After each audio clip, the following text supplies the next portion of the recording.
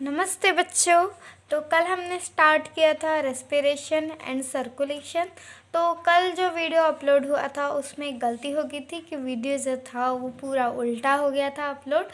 तो उसके लिए मैं माफ़ी चाहती हूँ। तो कल हमने कंप्लीट किया था गैसेस एक्सचेंज इन प्लांट्स और आज हम स्टार्ट करने वाले हैं respiration in animals. So let's start. Respiration in animals. As compared to plants, animals show wide variety of respiratory surface or organs. Means plants के कंपेयर में एनिमल्स जो है वो बहुत सारी वैरायटी शो करता है रेस्पिरेटरी सरफेस की और ऑर्गन्स की। The respiratory surface differ in various animal. जो रेस्पिरेटरी सरफेस रहता है वो डिफरेंट होता है वेरियस एनिमल में। In animals depending upon the complexity of organisation and the surrounding medium certain parts of the body have become specialized into different type of respiratory organ। Means जो animals है उनके जो उनका जो organisation होता है, उनके जो ऑर्गेनाइजेशन की जिस तरह की कठिनाई होती है या फिर वो जिस वातावरण में रहते हैं उसके ऊपर उनका रेस्पिरेटरी सरफेस डिपेंड करता है।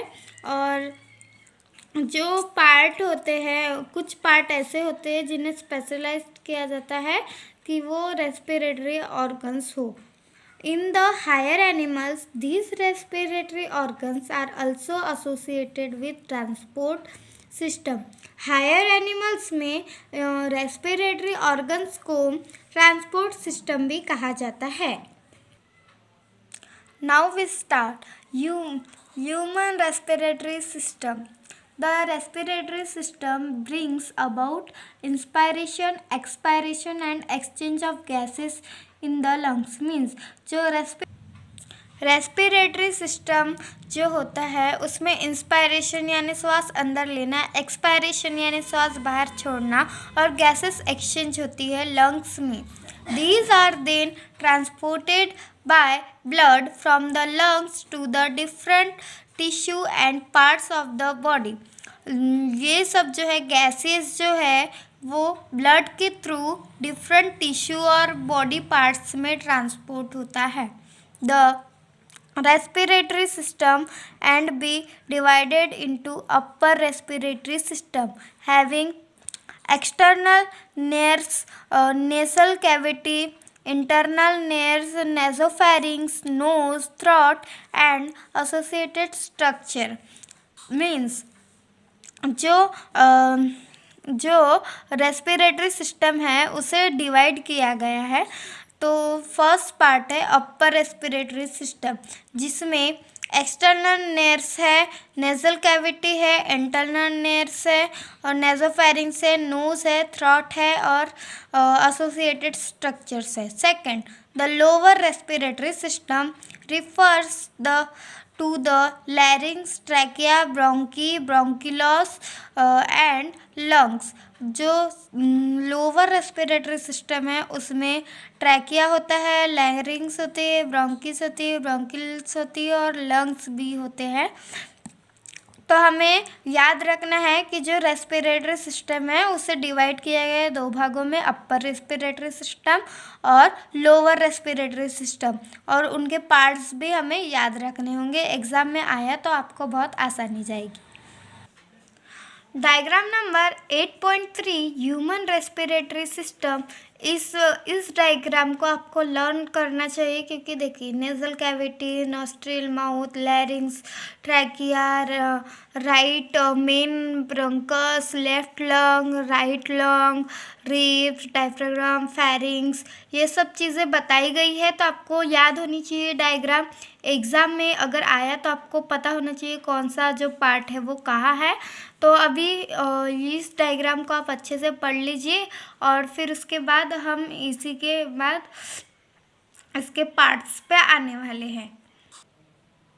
तो अब हम पढ़ते हैं नोज़।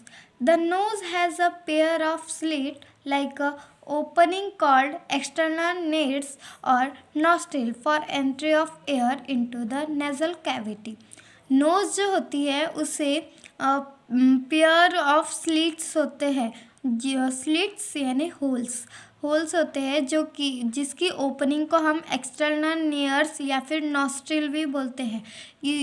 इसके वजह से एयर जो होती है नेजल कैविटी में आ सकती है। The nasal cavity is divisible into right and left nasal chamber by a mesethmoid cartilage. Each nasal chamber is further divided into 3 regions. Means जो नेजल कैविटी है उसे डिवाइड कर दिया गया है राइट और लेफ्ट चैम्बर्स में थ्रू मेसेंथमोइड कार्टिलेज। देखिए मैं आपको एक्सप्लेन करती हूँ बाय। तो जैसे कि बताया गया था कि जो नोज़ है, देखिए मेरे डायग्राम अच्छी नहीं है फिर भी मैं बता देती हूँ। जो हमारे 2 होल्स है लेफ़्ट और राइट चेम्बर्स को डिवाइड कर दिया गया है मेसेंथमोइड कार्टिलेज। तो ये जो है बीच वाली इसे मेसेंथमोइड कार्टिलेज कहा जाता है। जो हमारा नेजल कैविटी है उसे 3 रीजन में डिवाइड कर दिया है। तो देखते हैं। फर्स्ट है vestibule. It is the proximal part about the nostril. Its skin has hair for filtering the air and the trapping the dust and suspended particles in the inhaled air. Means जो vestibule part है उसमें उसकी skin में hairs होते हैं जो air को filter करते हैं ताकि डस्ट जो है और जो कुछ पार्टिकल्स होते हैं सस्पेंडेड पार्टिकल्स वो अंदर ना जा पाए एयर के साथ। सेकंड रेस्पिरेटरी पार्ट जिसे हम कंडीशनर भी कहते हैं। The middle thin wall highly vascular part for warming and moistening the inhaled air. Means जो रेस्पिरेटरी पार्ट है जिसे हम कंडीशनर कहते हैं यह एक मिडल थिन वॉल है और जो ये गर्म होता है और थोड़ी सी इसमें नरमाहट होती है। थर्ड थर्ड पार्ट है नेजल कैविटी का ऑल्फैक्टरी और sensor chamber. The upper most part is lined by olfactory epithelium for detection of smell. Next means इसका जो मतलब है कि जो इसका अपर मोस्ट पार्ट रहता है वो ऑल्फैक्टरी एपिथेलियम से लाइंड होता है और ये हमें स्मेल डिटेक्शन करने में, स्मेल पहचानने में मदद करता है। Pharynx it is divisible into 3 parts. इसे हमने 3 पार्ट्स में डिवाइड किया है। The nasopharynx is the upper most part from the nasal chamber. It leads into oropharynx, common passage for food and air.